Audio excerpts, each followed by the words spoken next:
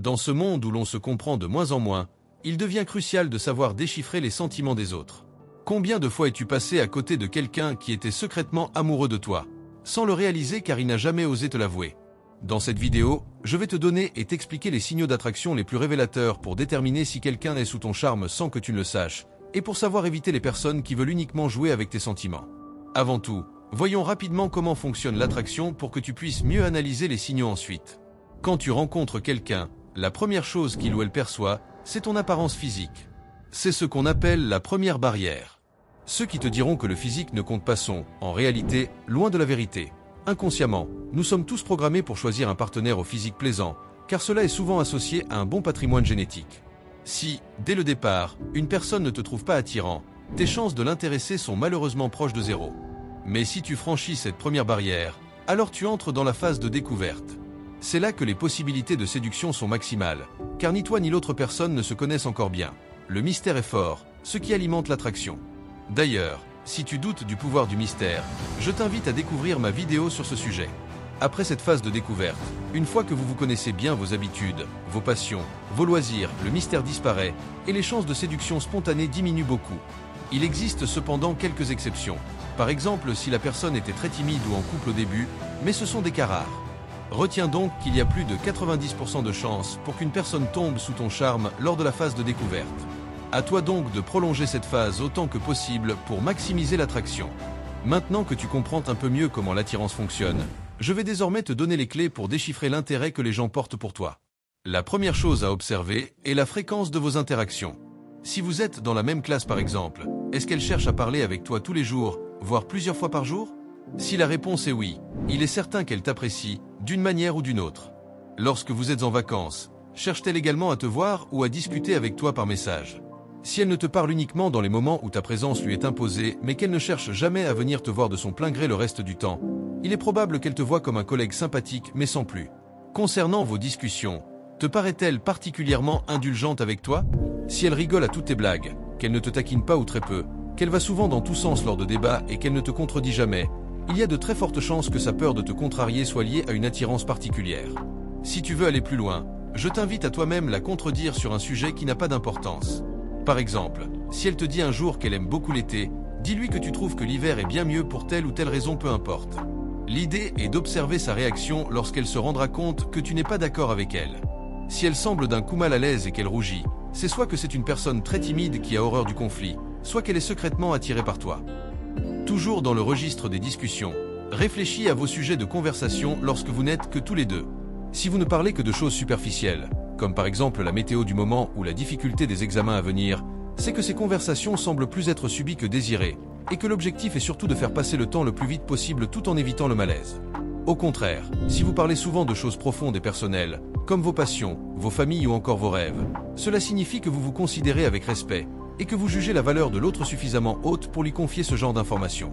Plus elle te confie de choses personnelles sur elle, plus cela prouve la confiance et l'importance qu'elle voit en toi. Attention cependant, bien que cela soit un signe clair de respect et d'affection, il est toujours possible qu'elle ne te voie que comme un ami et rien de plus. Alors suis bien les prochains conseils pour en avoir le cœur net. Il est possible que tu remarques qu'elle se souvienne de détails précis de ta vie que tu lui avais confiés quelque temps auparavant.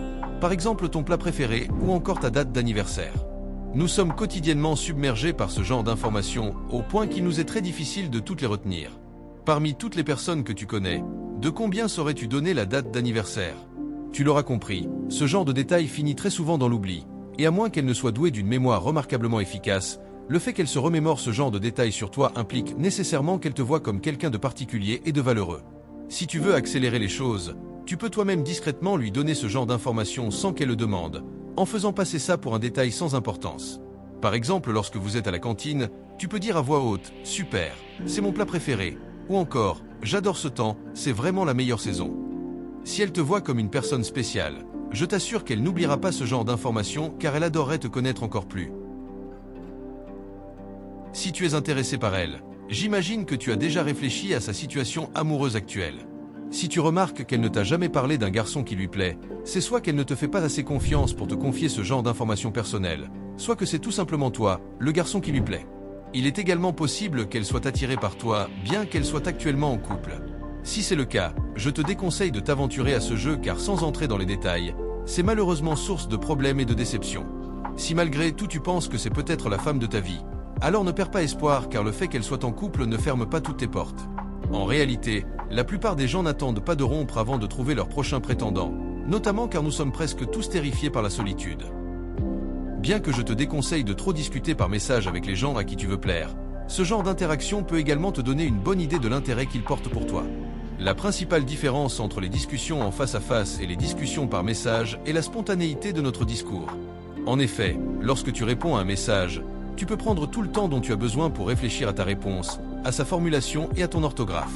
Si tu l'intéresses, il y a de très fortes chances pour qu'elle fasse attention à ces messages. Si ces derniers sont bien détaillés, soignés et agréables à lire, garde bien en tête que les efforts pour écrire ce genre de messages prennent du temps et de l'énergie, et sont donc réservés aux gens qui sont pour nous spéciaux. Ceci est particulièrement vrai pour les femmes, qui ont en moyenne tendance à faire plus attention à la forme. Au contraire, si tu remarques que ces messages sont courts et bâclés, il y a des chances pour qu'elle ne voie aucun intérêt dans votre discussion, voire que ça soit pour elle une corvée.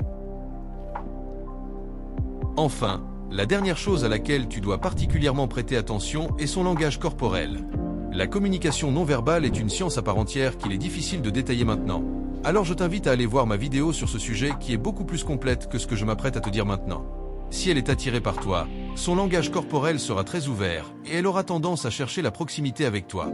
Elle aura également tendance à chercher un contact visuel prolongé avec toi, et sans particulier lorsque vous êtes dans un groupe. Elle pourra également présenter des signes de nervosité lorsqu'elle se retrouvera seule avec toi. Par exemple, les signes de nervosité les plus connus sont les mains moites et des démangeaisons le long des bras ou dans le cou. Encore une fois, l'étude du langage corporel est vaste et complexe, alors si tu veux en savoir plus, je t'invite à te renseigner plus amplement ou à regarder ma vidéo sur ce sujet. Pour finir ce chapitre, je t'invite à analyser les différences dans la manière dont elle te traite toi et les autres. Si tu ne remarques aucune différence entre toi et ses autres amis, il y a de très fortes chances pour qu'elle te voie ainsi comme tel et non comme quelqu'un de spécial. Au contraire, si tu vois que parmi la liste de signes que je t'ai donnée au long de cette vidéo, tu es le seul ou presque à en bénéficier, alors il y a de très fortes chances pour qu'elle soit attirée par toi. Elle ne te traite pas comme les autres, tout simplement parce qu'elle te considère plus important qu'eux au point que tu mérites un traitement de faveur.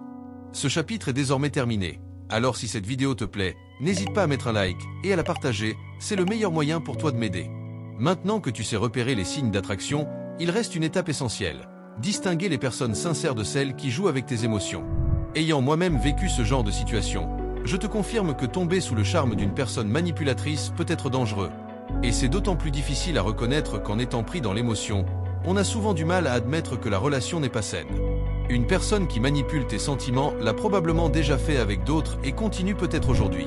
Si tu remarques qu'elle entretient de nombreuses relations ambiguës ou attire sans cesse l'attention de plusieurs personnes autour d'elle, c'est un signe à ne pas négliger. Elle sait sûrement ce qu'elle fait et utilise ce pouvoir pour flatter son ego.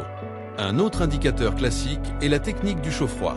Cette stratégie consiste à t'inonder d'affection pour ensuite disparaître du jour au lendemain, créant chez toi confusion, manque et peur de la perte. Cela te pousse souvent à tout faire pour retrouver son attention. Sans t'en rendre compte, tu te retrouves à ses pieds, pensant être aux commandes, alors qu'en réalité tu es manipulé. Enfin, un dernier point pour évaluer la sincérité de quelqu'un est l'équilibre de votre relation. Est-ce toi qui initie presque toujours les discussions ? Est-elle intéressée par ton bien-être ou te contacte-t-elle surtout pour te demander des services ? Si en y réfléchissant calmement tu constates que la relation est très déséquilibrée, il est fort probable qu'elle ne soit pas réellement intéressée par toi. En réalité, distinguer les personnes manipulatrices des personnes sincères n'est souvent pas si difficile, car les signes sont presque toujours sous nos yeux. La véritable difficulté réside dans notre capacité à être honnête avec nous-mêmes et accepter de voir les choses telles qu'elles sont réellement. Et souviens-toi, si ces 3 tests se montrent concluants, alors cette personne est très probablement sincèrement attirée par toi. À toi maintenant de décider. Ressens-tu aussi de l'attirance pour elle ? Si tu as suivi cette vidéo jusqu'au bout, je te félicite car tu as grandement amélioré tes compétences sociales. Tu possèdes désormais les armes pour identifier les personnes qui sont attirées par toi, tout en sachant faire la part des choses et éviter les relations toxiques qui pourraient te détruire de l'intérieur. Retiens cependant que chaque situation est unique et qu'elle nécessite donc une approche adaptée qui lui est propre. Alors si tu as encore des doutes, je t'invite à me les partager dans l'espace commentaire. En attendant, je retourne préparer de nouvelles vidéos pour déchiffrer le comportement humain, alors abonne-toi pour ne pas les rater.